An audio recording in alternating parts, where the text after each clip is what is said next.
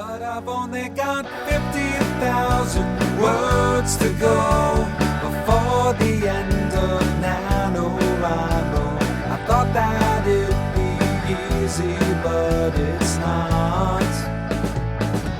Yeah, I've only got 50,000 words to go before the end of NaNoWriMo. I've got everything I need except Good morning, it is day 7. We've done this for an entire week, y'all. An entire week of NaNoWriMoing. National Novel Writing Monthing. Is that a verb? Sure, why not?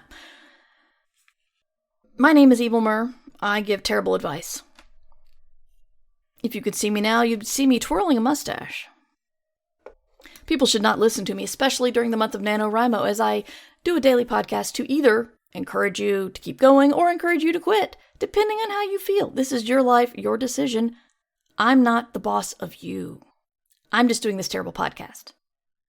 It is day 7. Do you know what day 7 is? Day 7 is November 7th, which is a Tuesday, which is the day that books come out in the stores, at least in the US. I'm not sure what book release day is elsewhere around the world, but in the US, it is Tuesdays. And today, you need to be going to your local bookstore to buy 2 books. One is Chaos Terminal by Mur Lafferty. It is a continuation of the Mid-Solar Murders, but is a standalone murder mystery that you can read if you have not read Book 1, which was Station Eternity. I call it Jessica Fletcher Meets Babylon 5. The other book is by a friend of the podcast and an upcoming interview subject, Travis Baldree, the New York Times best-selling author, the author of the book Legends and Lattes, which was nominated for both the Hugo and the Nebula. Travis Baldree won the Astounding Award for Best New Writer, and his book is coming out, and that's Bookshops and Bone Dust. Dude likes alliterative titles. He can probably say alliterative better than I can. But you'll find out if you check out I Should Be Writing, which is where that interview will be released. But anyway, yeah, I've got a book out, and I'm spending my time talking to you people instead of running out there and promoting. I don't know where I would run exactly, but if I were free instead of chained to this desk talking to you guys, I would run somewhere, I'm sure. But I am dedicated to getting you through the month or to quit. Because of personal reasons, I've had to do these way in advance, so I have no idea what my word count is. Am I continuing with NaNoWriMo, or have I taken my own advice and quit already? I don't know. It's a mystery. Isn't that exciting? If you check out the site, I might have updated it. Check out the show notes. We'll see. But what are we talking about today? The big question is, why are you doing this? Good Lord, why? I've said it before, it's stressful. And sometimes your family, or your roommates, or your friends, or your boss, or your cat, they don't understand why you would do this. I kind of don't understand it either, and I'm doing it myself.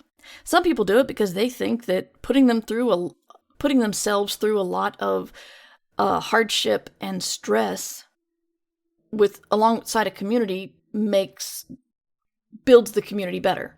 These are the kind of people who do mud runs and run for Congress. Some people believe that it will make you a better writer. I mean, they're wrong. What can you get out of vomiting 666 words on a page every day? It's not like you'll have any sort of insight into writing if you get rid of your own hang-ups and just put the story down as it comes out of your head. It's not as if you'll meet your peer group while hanging out in a Discord or an online forum or a Slack with other writers. I mean, God, peer groups do not help your career at all because everyone is in it for themselves. The only thing that I think is a good reason to do this is to know that at the end of the month you will have 50,000 words, which is, a solid novel-sized book. George R. R. Martin, I believe all of his books were under 45,000. And then on December 1st, you can submit it. In fact, I'd say work hard to finish by the 28th or 29th, and then you can submit yours and go ahead of everybody else. They won't see that coming, will they? But anyway, At some point in this month, you're going to sit down and go, why am I doing this? And if it is not the reason to submit a book at the end of the month without any editing at all, then you don't have a good reason to do this.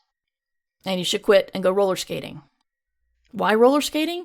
Because roller skating's fun. Why do you question everything I do? Everything I say? I mean, seriously, guys. If you're still in this, at the end of the day, you should have 11,666 words. You know, one of the biggest things I've gotten from NaNoWriMo and from doing NaNoWriMo podcasts is I know how to count by 1,666.